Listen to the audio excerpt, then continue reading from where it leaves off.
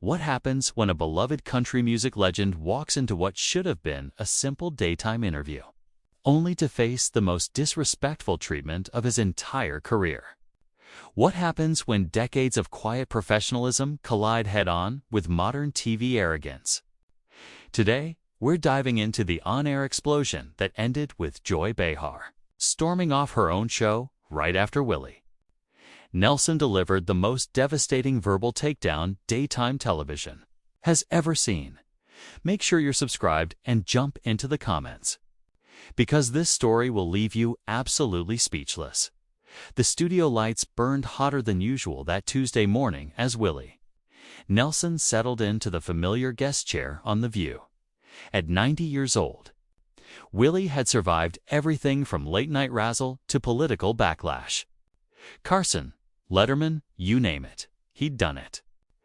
Thousands of interviews, thousands of cameras, but today felt different.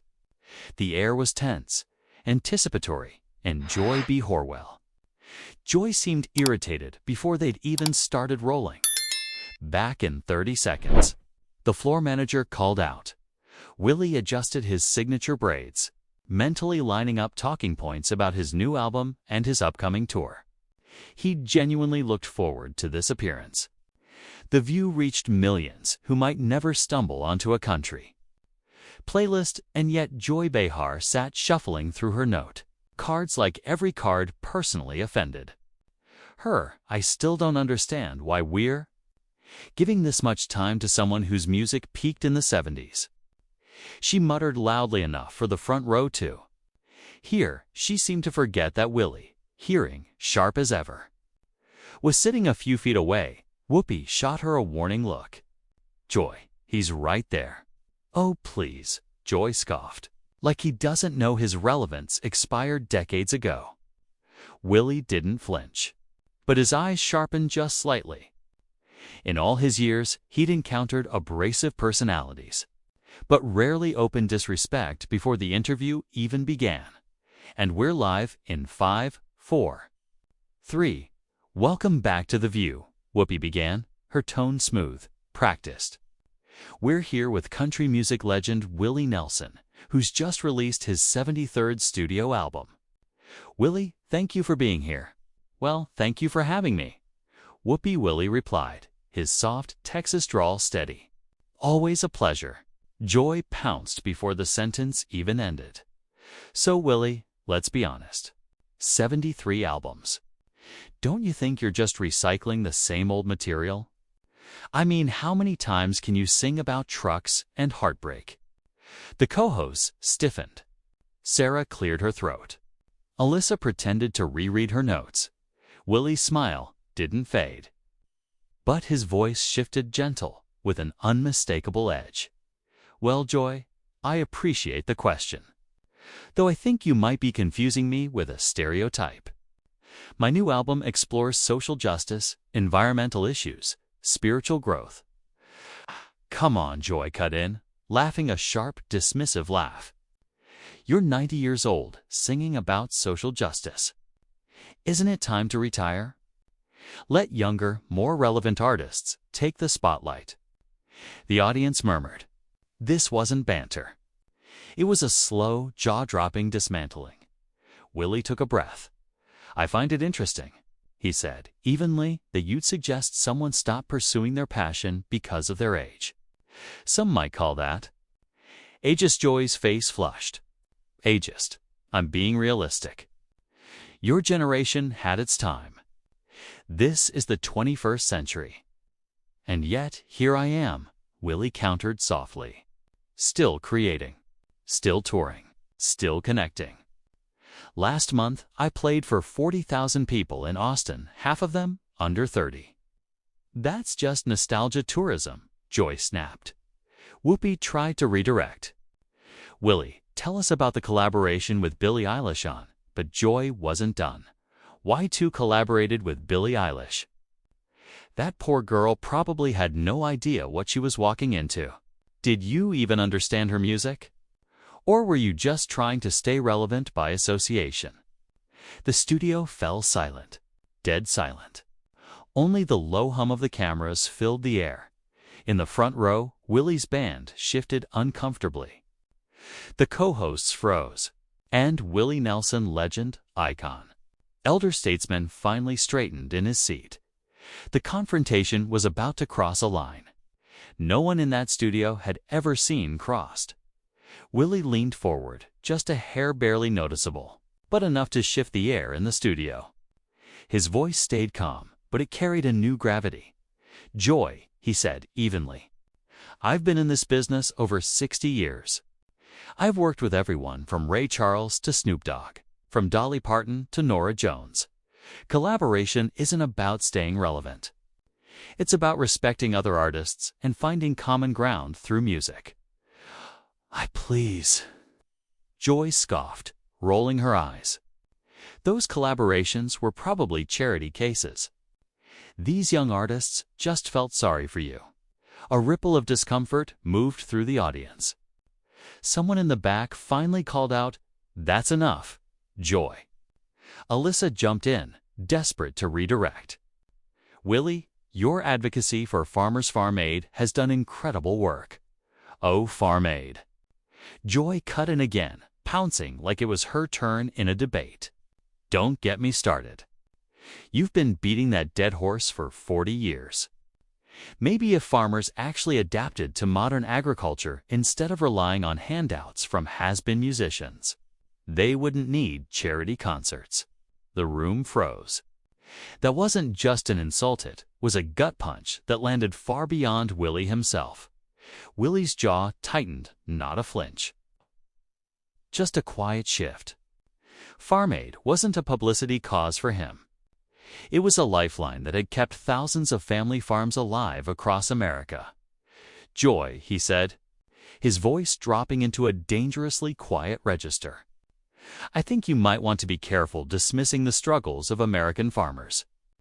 These are people who feed our nation often at great personal sacrifice." "Spare me the Heartland lecture, Willie," Joy snapped. "This isn't 1985. Get with the times." Sarah Haynes looked like she wished she could crawl under the table. Behind the cameras, producers were gesturing wildly, desperate to stop the train wreck. Joy didn't notice. Or didn't care.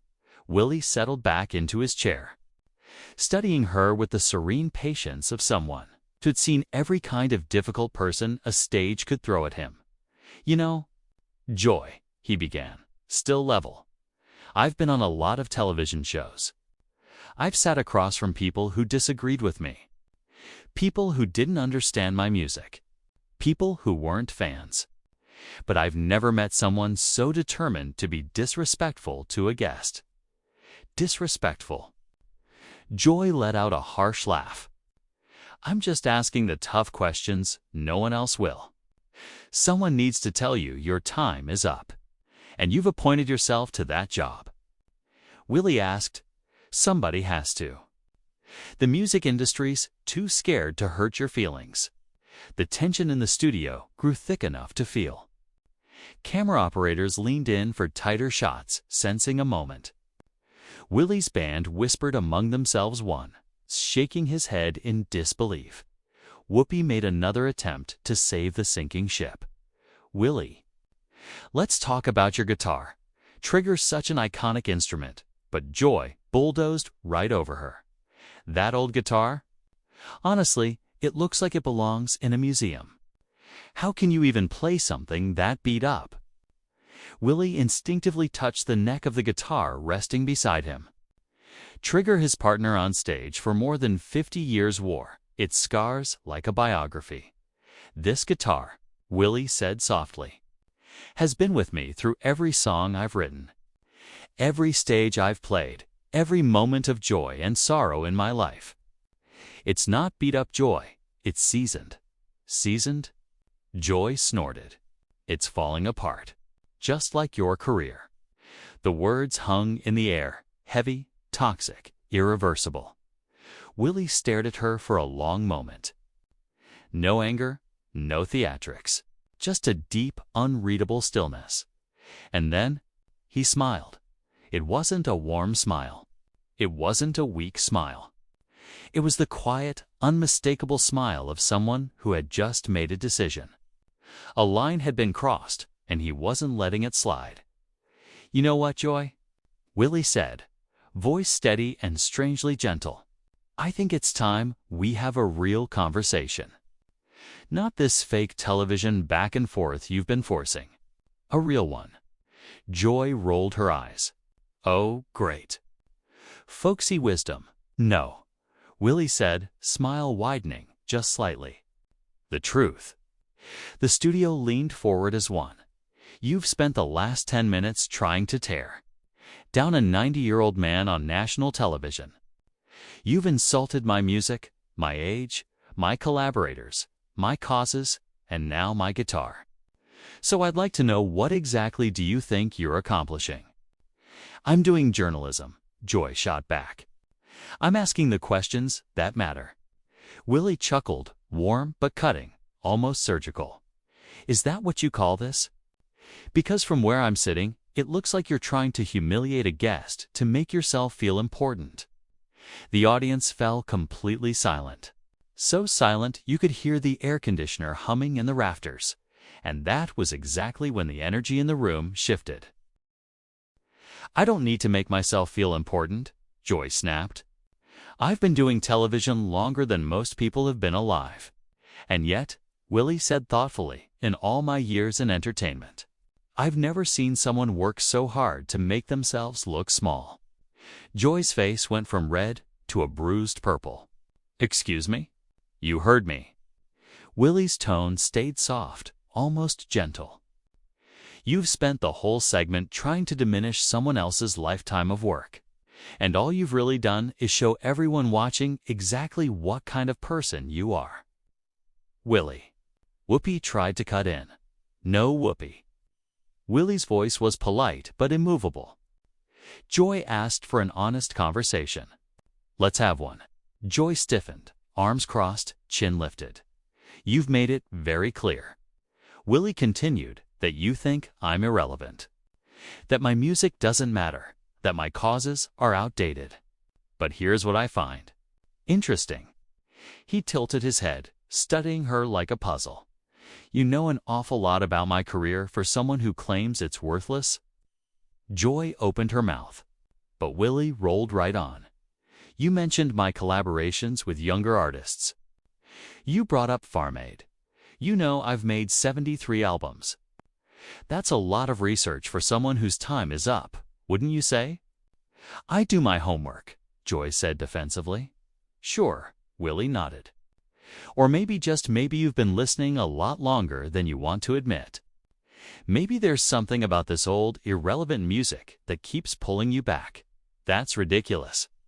Willie leaned back, completely relaxed now. "Is it? Because I've noticed something about people who go out of their way to tear down artists they claim not to care about. They're usually fighting something inside themselves. Don't psychoanalyze me, old man." The words hit the room like a slap. A cluster of audience members gasped. Sarah Haynes actually covered her face with her hands. Willie raised his eyebrows, amused. "Old man," he echoed. "Well, I guess that's progress. At least now you're being honest about your bias instead of hiding behind pretend journalism." "It's not bias, it's reality," Joy snapped back. "You're old. Your music is old, and your time is over." "And yet," Willie said in that same maddeningly calm tone, "here I am. On your show? Promoting my 73rd album, which debuted at #1 on the country charts last week." He shrugged lightly. "Funny thing about irrelevant artists. They keep topping charts," Joy sputtered.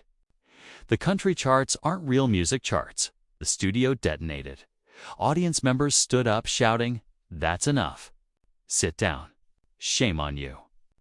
Willie simply lifted his hand and, somehow, the room fell quiet again. The authority in that one simple gesture was undeniable. "It's all right, folks," he told them. "Joy has a right to her opinion, even if it's rooted in ignorance." "Ignorance!" Joy shrieked. "Yes," Willie replied evenly. "Ignorance." You just dismissed an entire genre that shaped rock, pop, and even hip-hop. You insulted millions of people who find meaning and joy in country music. And you did it while proving you don't actually understand what you're talking about. Alyssa finally spoke up. Willie, your influence on music is undeniable. Artists from every genre cite you as inspiration. Thank you, Alyssa. That's kind. Then he turned back to Joy. But I don't think Joy's interested in talking about influence or culture. I think she's more interested in performing cruelty for entertainment. I'm not being cruel, Joy protested. I'm being honest. Are you? Willie asked softly. Let me ask you something, Joy. He leaned forward slightly. When you go home tonight and look in the mirror, are you going to be proud of how you treated a guest today? Will you feel good about using national television to try to hurt someone? Joy opened her mouth, then closed it. Nothing came out, because that's what this is really about, isn't it? Willie went on. You thought you could use this platform to make an old man feel small. You thought you could embarrass me, diminish me, maybe even get a viral clip out of my humiliation. He paused. Was it worth it? That's not what I was doing. Then explain it, Willie said, turning slightly toward the camera. Explain to everyone watching at home why you thought it was appropriate to ambush a guest who came here in good faith to talk about his new music. Joy's eyes darted around the studio. Her co-hosts studiously examined their notes. The audience stared back at her with a mixture of disappointment and disgust. Even the crew behind the cameras looked stricken. I was asking legitimate questions about relevance in the music industry, she said, her voice thin. Legitimate questions. Willie echoed, nodding slowly. I see. So when you called my collaborators charity cases, was that a legitimate question? When you mocked farmers trying to save their land, was that journalism? When you called my guitar held together by prayers, was that professional inquiry? Each line landed with surgical precision. Joy's defensive posture began to sag. She seemed to realize, in real time, how she must look to millions of viewers. You're twisting my words, she muttered. Am I? Willie asked. Then let's review what you actually said. His voice shifted into the calm, instructional tone of a patient schoolteacher. You said I was recycling old material. You said I should retire and let younger artists take the spotlight. You said younger performers only work with me out of pity. You called Farm Aid a dead horse. You dismissed farmers as people begging for handouts. You said my guitar belongs in a museum and my career is falling apart. Did I miss anything? The simplicity of the list was devastating. Hearing her own words neatly lined up like evidence, Joy seemed to collapse inward. I was making points about the industry, she mumbled. No, Joy, Willie replied softly. You were being mean. And there's a difference between critical analysis and personal attack.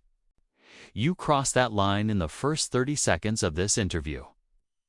Sarah N. finally stepped in. Willie, your grace under pressure is remarkable. Thank you, Sarah.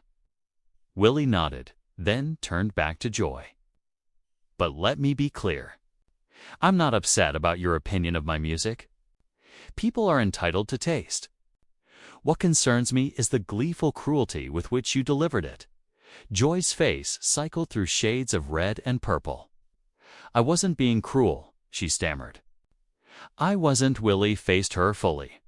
Joy, he said gently, here's something that might help you down the road.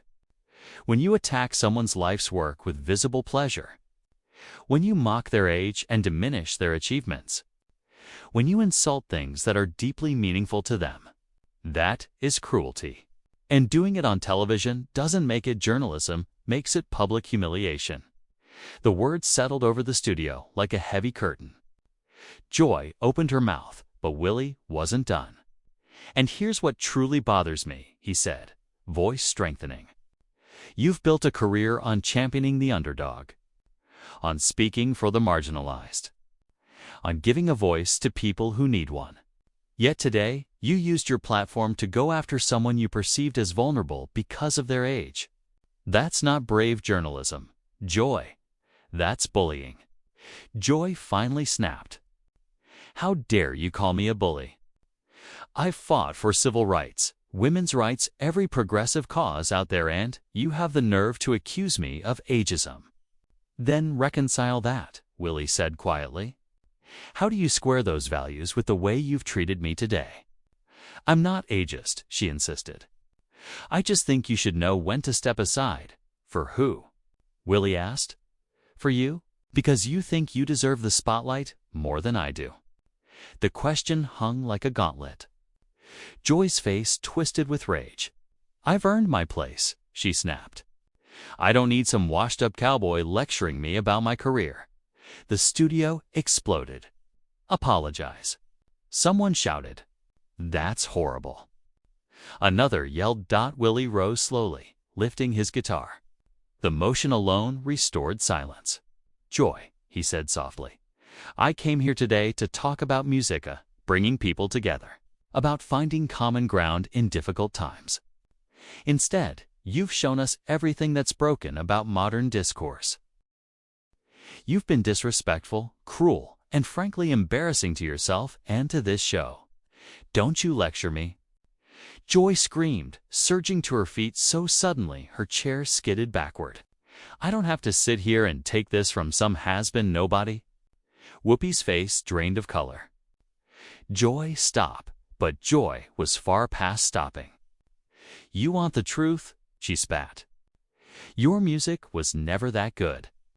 You got lucky in the 70s, and you've been coasting ever since. And now you're just a pathetic old man trying to stay relevant. The studio froze. Even the camera operators stood motionless, unsure whether to keep rolling. Willie studied her for a long, steady moment, then shook his head with a sadness so deep it quieted the air. You know, he said softly, in 90 years on this earth, I've learned that when somebody attacks you this viciously, it usually says more about them than it does about you. He turned to the cameras and the audience, his voice gentle. Folks, I want to thank you for your kindness today. Music is supposed to bring people together. I hope that's what we can focus on moving forward. Joy's face had turned a furious shade of purple. Don't you dare dismiss me. I'm talking to you, she shouted. Willie turned back to her, his expression touched with something almost like pity. Joy, he said quietly, I think you need to ask yourself why you're so angry at a 90-year-old man who just wanted to talk about his new album. What's really eating at you? Nothing's eating at me, she snapped. I just can't stand fake, humble acts. There's nothing fake, Willie replied evenly, about treating people with respect. You might want to try it sometime. That was the final blow. Joy's face crumpled rage, humiliation, and the dawning realization that she had lost control of everything on live television. She had tried to humiliate him, and instead she had undone herself, and everyone could see it. I'm done with this, she shrieked. I don't have to sit here and be lectured by some irrelevant fossil. She ripped off her microphone and hurled it to the floor. You can finish this disaster without me. As she stormed toward the exit, Willie called after her, his voice soft as a prayer.